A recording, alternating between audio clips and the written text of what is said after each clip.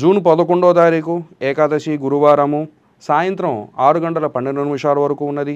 అశ్విని నక్షత్రము రాత్రి తెల్లవారుజామున 3:10 అమృత ఘడియలు రాత్రి 8:18 నుంచి 9:49 వరకు. వర్జము రాత్రి 11:21 నుండి 12:53 వరకు. ఉదయం దుర్ముహూర్తం 9:48 నుండి 10:41 వరకు. దుర్ముహూర్తము మధ్యాహ్నం 3:02 నుండి 3:58 వరకు. సూర్యోదయము 5:28 సూర్య అస్తమానము 6:29. బృహస్పతి శ్లోకము. దేవానాంచ ఋషీణాంచ గురూణాంచ సన్నిభం బుద్ధిమతం త్రిలోకేశం తం నమామి బృహస్పతిం. మనం ఇవాళ యొక్క రాశి ఫలితాల గురించి తెలుసుకుందాము.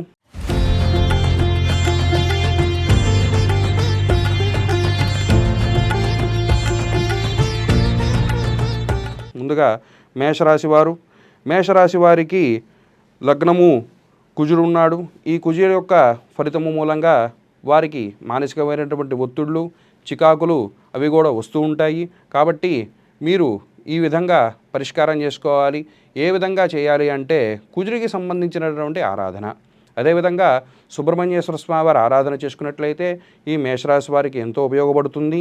తదుపరి రాశి వచ్చి వృషభ రాశి వారికి ఈ యొక్క బృహస్పతి అనుగ్రహము కలిగి ఉన్నారు. అయినా స్వామివారి అనుగ్రహము కోసం వారు ఈశ్వర ఆరాధన చేయటం ఎంతో ఉపయోగపడుతూ ఉంటుంది ఈ యొక్క వృషభ రాశి వారికి.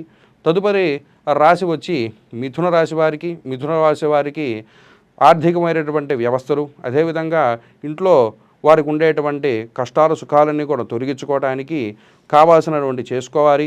అదే విష్ణుమూర్తి వారి ఆరాధన కనుక చేసినట్లయితే ఈ యొక్క మిథున రాశి వారికి ఎంతో ఉపయోగపడుతుంది.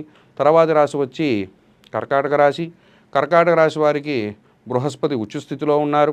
ఉచ్చస్థితిలో ఉన్న బృహస్పతిని వారు ఇంకా ఆరాధన చేసినట్లయితే వారికి ఆర్థిక లావాదేవీలు, సుఖ సంతోషాలు అవి కూడా కలుగుతాయి. తదుపరి రాశి వచ్చి ఈ సింహరాశి వారికి కేతు ఉన్నాడు. కేతు మూలంగా వారికి ఆరోగ్యపరమైనటువంటి ఇబ్బందులు అవి కూడా కలుగుతూ ఉంటాయి.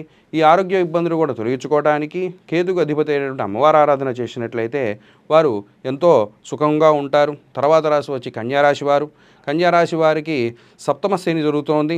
సప్తమ శని మూలంగా వారికి మానసికమైనటువంటి ఆందోళనలు, చికాకులు కూడా జరుగుతుంటాయి కన్యారాశి వారికి. ఈ కన్యారాశి వారు ఆంజనేయ స్వామి ఆరాధన చేసినట్లయితే వారికి ఎంతో బాగుంటుంది.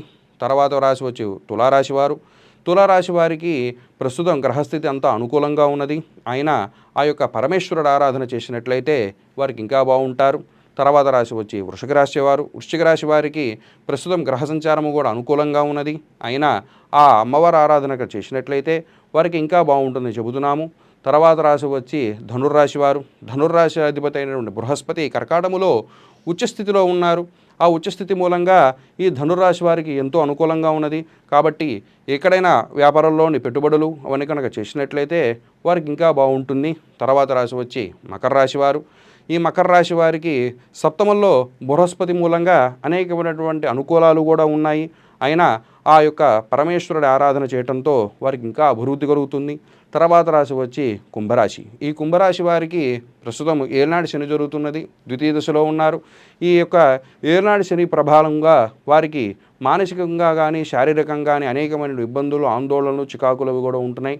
కాబట్టి ఈ యొక్క శనికి సంబంధించిన స్తోత్రములు, అదేవిధంగా ఆంజనేయ స్వామి ఆరాధన చేసినట్లయితే వారికి ఎంతో అభివృద్ధి ఉంటుందని చెబుతున్నాము. తర్వాత రాశి వచ్చి మీనరాశి వారికి ప్రస్తుతము ఏలినాటి శని జరుగుతున్నది. ఆ ఏలినాటి శని ప్రభావం మూలంగా వారికి ఎన్నో కష్టాలు, బాధలు కూడా ఉంటున్నాయి. మీనరాశి వారు ఎక్కడికైనా సరే పెట్టుబడులు పెట్టేటప్పుడు ఒక ఆలోచన చేసుకుని దిగవలసిందిగా కోరుచున్నాము.